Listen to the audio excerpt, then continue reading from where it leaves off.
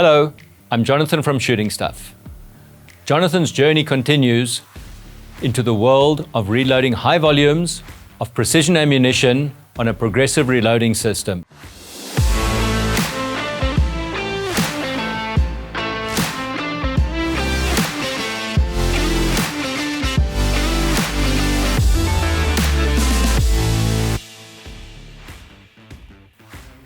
So as we discovered at the start of this process, there's many forks in our road of reloading.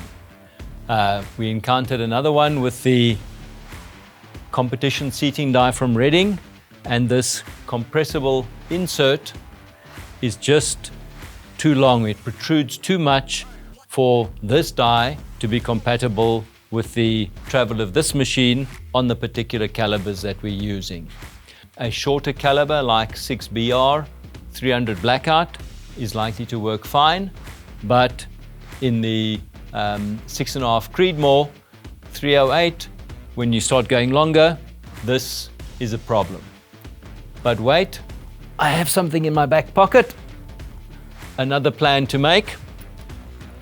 This is the Lyman Pro seating die from the pack that we set aside earlier when the sizing die was not suitable for our particular cartridge cases. So I'm going to install this in place of the Reading, and we'll be right back.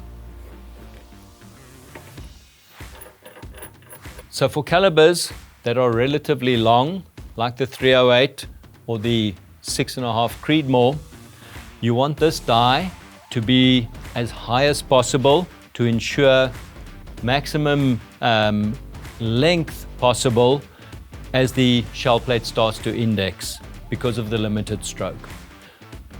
For me, the die is in far enough when the screw thread just starts protruding at the bottom.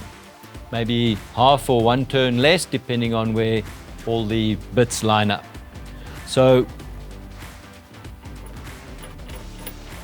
there's the die starting to protrude, and I go back until I can conveniently see the screw or the micrometer graduation on the side of the die. Whether it's there or there probably doesn't make a big difference, but I'm going to angle it from the side just to give myself a little bit more depth. That's a good starting point. Here's the long case that we started with. 2.27 inches. Tend to work with inches more and more these days in terms of the lengths, and I measure to the ogive of the bullet.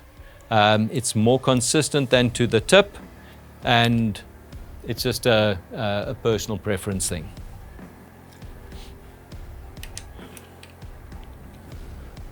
So this is slightly too long. I can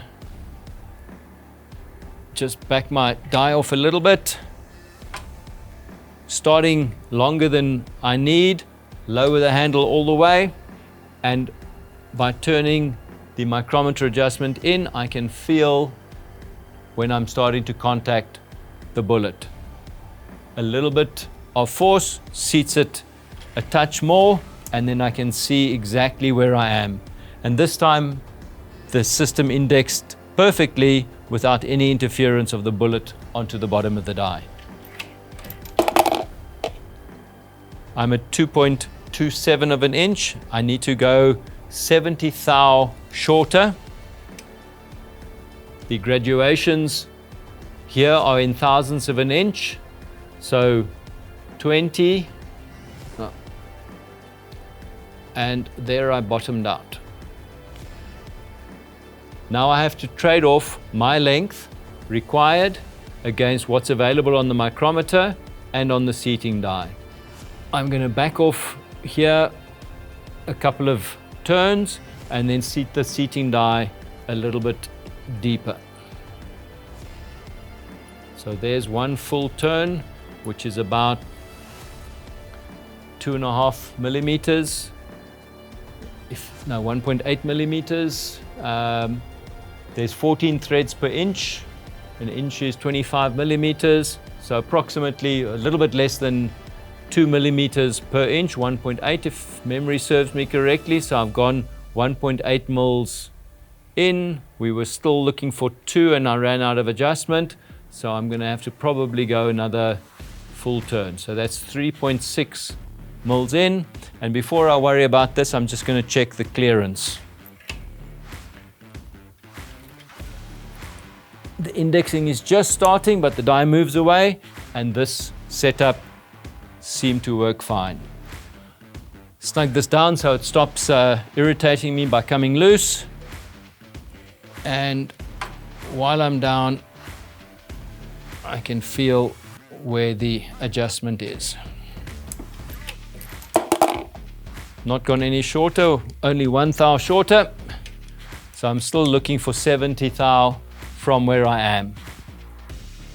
So 40, all the way around to 40, that's 50 thou of adjustment. 1 revolution is 50 thou.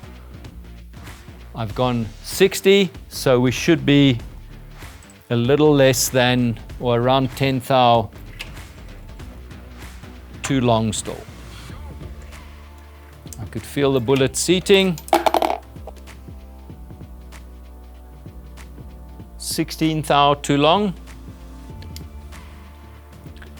Because I'm very close now, I can go a lot more precisely.